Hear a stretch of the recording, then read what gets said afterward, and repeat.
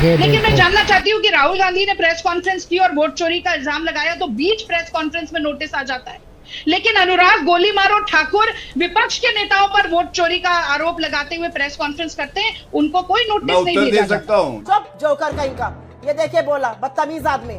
Chitra, vote चोरी, धांधली और फर्जीवाड़ा करने वाले चुनाव आयोग के तमाम पदाधिकारियों को धमकी नहीं चेतावनी दी गई कि अगर वो कानून सम्मत काम नहीं करेंगे, वोट चोरी करेंगे, सरकार बदलेगी, क्योंकि ये इस सरकार के तो वो संरक्षण में है, पिट्ठू हैं सरकार के, उनका एक्सटेंशन है मोदी जी का, इसलिए वो तो कोई कदम उठाएंगे नहीं।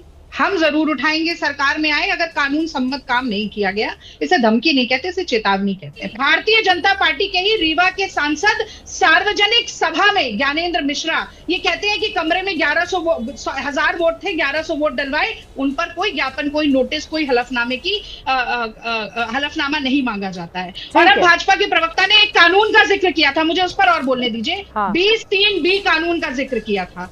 2 चुनाव आयुक्त, पूर्व मुख्य चुनाव आयुक्त ओपी रावत, अशोक लवासा बाकायदा टीवी चैनल पर जाकर ये बात बोल चुके हैं कि 20(3)B का कानून तब लागू होता है जब वोटर लिस्ट शुरुआत में बनती है, 30 दिन का समय रिवीजन के लिए दिया जाता है। लोकसभा चुनाव से लेकर अब तक 1 साल बीत गया, ये अभी भी वही बीन बजाए जा रहे हैं, अभी भी वही झुंझुना बजाए जा रहे हैं। ना वो कानून सही है, ना ही कोई निष्पक्षता का जो एक चोगा ओढ़ा है चुनाव आयोग ने वो सही है, और ना ही भारतीय जनता पार्टी के तमाम ये जो आरोप लगे हैं वो सही है। और इतना अहंकार नहीं करना चाहिए, अहंकार का सर नीचा होता है। आज सरस्वती का वास था तेजस्वी यादव की जुबान पर, अगले चुनाव में इस देश के प्रधानमंत्री राहुल गांधी होंगे और तब ऐसे तोतले लोगों को सबक अपने आप ही सिखा दिया जाए।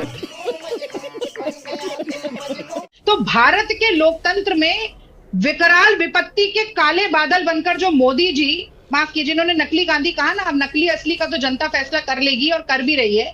डरपोक मोदी जो घूम रहे हैं, क्योंकि तानाशाह जब डरता है तो दूसरों को और भयाक्रांत होता है, तो और उसके तानाशाही के शिकंजे बढ़ते जाते हैं। तो भारत के लोकतंत्र पर एक विकराल विपत्ति के रूप में मोदी जी, डरपोक मोदी जी जो मंडरा रहे हैं, उन्होंने सोचा था कि संवैधानिक संस्थाओं में अपने पिट्ठुओं को बिठाकर, संवैधानिक संस्थाओं की स्वायत्तता का गला घोंटकर, तमाम लोकतांत्रिक प्रणाली, प्रक्रिया और कहीं ना कहीं वोटर लिस्ट को कैप्चर करके वोट चोरी करवा लेंगे और एक छत्र राज करेंगे। लेकिन उनके इन सारे मंसूबों पर पानी फिरा पहले राहुल गांधी जी की धारदार और धमाकेदार प्रेस कॉन्फ्रेंस थे, जिसमें एक सवाल का जवाब भी चुनाव आयोग नहीं दे पाया, और दूसरा सड़क से लेकर संसद तक का जो मुहावरा है उसे चरितार्थ करते हुए जो बिहार के सासाराम से वोटर अधिकार रैली शुरू हुई है और जो बहुत भयानक रूप से सफल होती दिखाई दे रही है, उससे रातों की नींद भी उड़ गई है और होश फाख्ता भी उड़ गए हैं। चित्रा, इन्होंने कहा भारत तोड़ो यात्रा। भाई, हमने तो कन्याकुमारी और से कश्मीर को जोड़ने के लिए मोहब्बत के फेविकोल से भारत जोड़ो यात्रा निकाली थी, पर वो कहा जाता है ना, जाकी रही भावना जैसी, क्योंकि ये नफरत का बाजार सजाए हैं, हिंसा सांप्रदायिकता देश में फैलाकर चुनाव जीत रहे थे, अब वोट चोरी भी उसमें शामिल हो गई है, तो भारत को तोड़ने का तो काम करेंगे ही। क्या कहा चुनाव आयोग ने? सबसे बड़ा आर्गुमेंट उनका है कि हम सीसीटीवी फुटेज नहीं देंगे, महाबहन की बेटी की इज्जत और आबरू का सवाल है। तो 45 दिन तक निजता का हनन नहीं होता, मां बहन बेटी की आबरू नहीं दिखाई देती, 46वें दिन से शुरू हो जाता। भाई, ऐसे तर्कों को तो वही व्यक्ति मान सकता है जो जब भगवान अक्ल बांट रहे थे तो छन्नी लेकर खड़ा हुआ था, इसीलिए सारे संगी भाजपाई और अंधभक्त तालियां पीट रहे थे। यही नहीं, अभी और सुनिए। हमने जो बात की पेंशन बढ़ाने की, हमने जो बात की युवा आयोग बनाने की, हमने जो बात की डोमिसाइल की, हमने जो भी बात कही उसका अनुकरण कर रहे हैं, उसका नकल कर रही है सरकार। बात वो नहीं है, बात है कि जब संविधान के द्वारा प्रदत्त वोट का अधिकार है, अगर उस पर चोट पहुंचाएगा चुनाव आयोग, तो सवाल तो बनता है कि जो लोग जनता के साथ रहते हैं उनका मुद्दा उठाएंगे।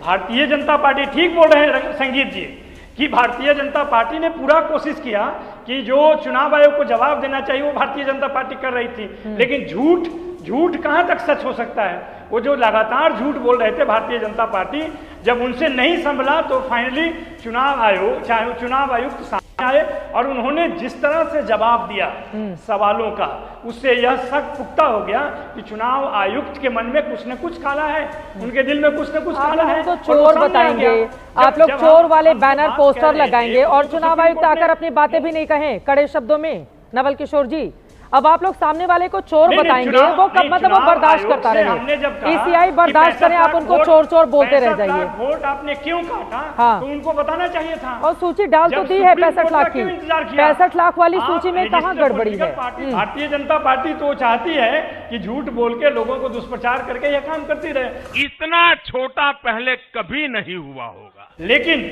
जो सही बात यह है कि चुनाव आयोग ने यह दुस्साहस किया था कि एसआईआर के माध्यम से लोगों को वोट छीनने का काम किया था। तो एसआईआर पहले जो हुआ था 2003 में, अब जो हुआ है, दोनों में क्या फर्क है? शुरुआती दौर से कर रहे हैं। एसआईआर जो 2003 में हुआ था, अभी जो हुआ, दोनों में क्या फर्क है? हमने कौन सी बातों पर आपत्ति है आप लोगों को? पहले भी हो चुका है, कई बार हो चुका है। क्या बोला तूने? 12-13 बार एसआईआर की प्रक्रिया हो चुकी है, पहले में आज में क्या फर्क आ गया है? मैं जवाब देती हूँ, मुझे मौका दीजिए। हाँ, एक बार सबकी टिप्पणी। नवल किशोर जी बोलेंगे, फिर जेडीयू के प्रवक्ता चल गया है, उसकी चोरी पकड़ी गई है। ठीक है, कई जगह पे चोरी उसकी पकड़ी गई है। हाँ। अब जो काम करेंगे, आप जिस तरह के अहंकारी तरीके से कह रहे थे कि हम ये डॉक्यूमेंट देने के लिए बाध्य नहीं है, ये पहले भी 65 लाख जो वोट काटे हैं कारण नहीं बताएंगे। हाँ। वो तो जब सुप्रीम कोर्ट ने निर्देश दिया तब जाकर करे हैं ना। तो आप ये बताइए और पूछिए भारतीय जनता पार्टी से कि वो किन संस्थाओं को छोड़ा है।